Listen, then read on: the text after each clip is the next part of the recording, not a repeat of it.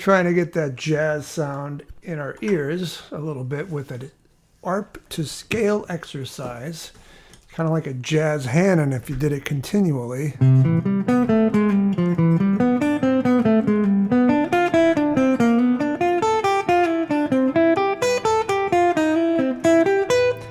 But we're just going to do a piece at a time because I don't want you to motor away endlessly anyway. And these aren't, it's not really a lick, but it would work if you played it in context. It's more of a foundational thing. So what we're going to do is go up diatonic seventh arpeggios over a C major chord. It's just a one chord vamp.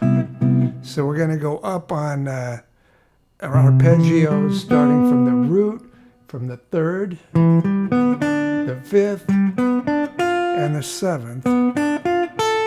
And that means we'll have a chord tone on each downbeat. And then we're going to descend with a scale, but we're going to add chromatic notes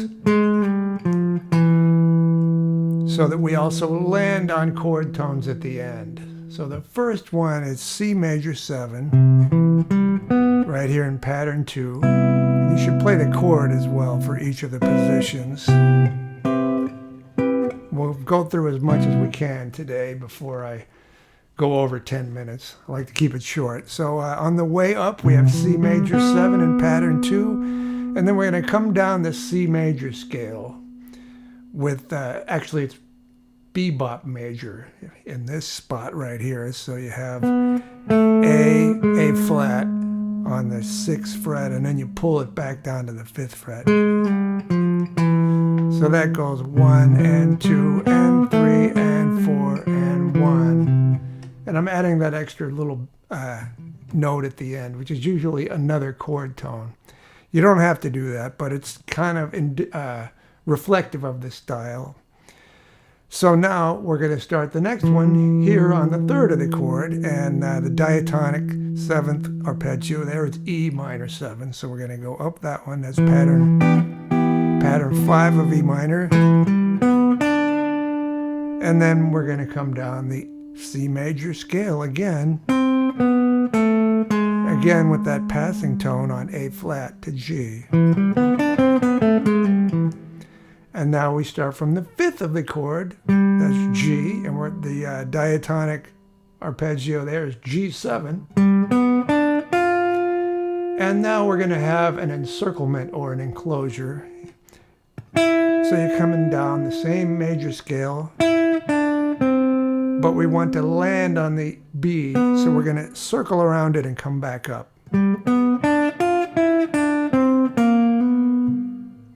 And then finally, the 4th one is B minor 7 flat 5. So that's B, D, F, A.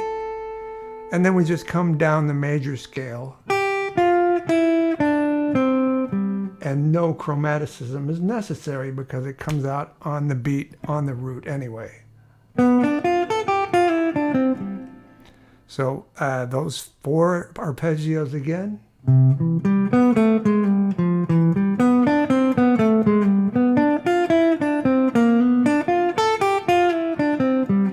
And as I said, I'd like you to practice them separately. Now moving up the neck, and we want to do this all over the place if we can, so that we can use these. Let's skip the low ones and just start with the 3rd of the chord here. So that's E minor 7 in basically 4th position here.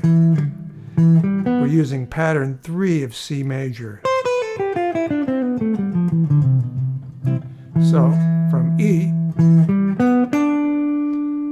we're going up 1, 3, 5, 7 on that one, and then coming down the bebop major scale again. So there's that pull off from A flat to G. And it makes it swing a little better when you have the pull offs going onto the beat. So that's 1, 2, 3, 4, 1, 2, 3, 4, 1, 2. Okay, and now we're going to have G7 from the 5th. with that encirclement again,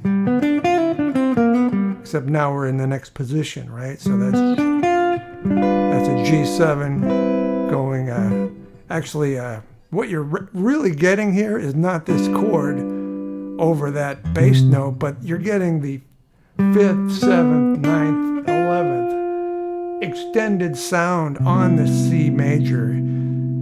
If the band is not playing a G7 chord, it's just going to sound like an extended C major. So you don't really have to worry about thinking, oh, I'm playing the wrong chord. If it's in a line, this is actually how it should be. You don't want to play inside notes all the time. Okay, and then the last one is B minor 7 flat 5 again. And so that sounds the same, but we're in this position. And then finally we have C major. And here we do need the chromatic note, so we're going up C major, and then down the scale with A flat over here on the 9th fret of string 2.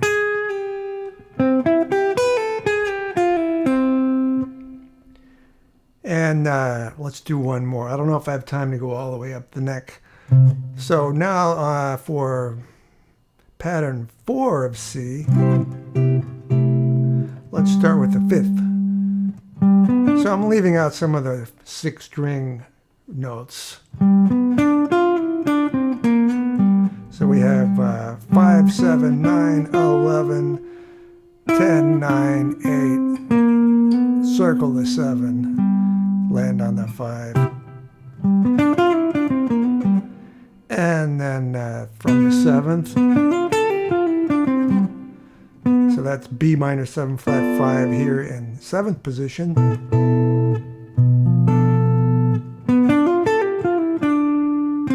Yep, and then C major 7 on the top 4 strings.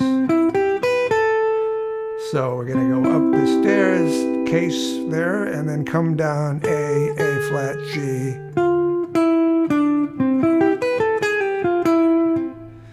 And end up on the 3rd. And we got one more we can do there, and that's E minor on pattern 2. You want to do this, actually let's just stop right there so I can talk a little bit about a reminder that you should do this all over a static major chord. And then you can also do this exactly the same thing with dominant chords by flatting the 7th. So if I change this C major 7 to C dominant 7 here, we do the same thing.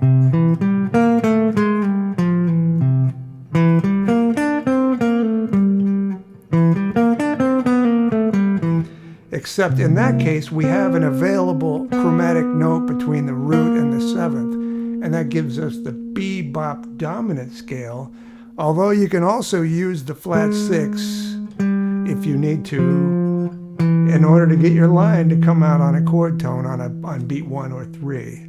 So the first one I'm doing 1, 3, 5, 7, 6, flat 7, 4, 5, 4, 3. But on the next one, I have this. I have the B that I can use there, so I will. And this is not in the chord, right? So we actually, it's kind of funny, but we have a major 7 on a dominant chord. And now on the 5th degree of a dominant chord, we got G minor, right? And that's 1, 2, 3, 4, 1.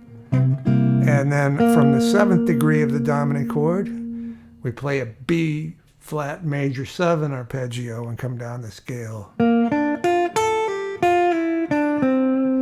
And there's no chromatic note needed that time. And that'll give you that fully extended dominant chord sound. So this is for static C7, and we also want to eventually do it with minor chords as well. But I'll leave that for another day and close this video right here by asking you to subscribe to my channel if you like the content. And all of this material that I've been covering today is in my book, Jazz Soloing Basics for Guitar. And I will include the link for that in the comments here. And I'll see you next time.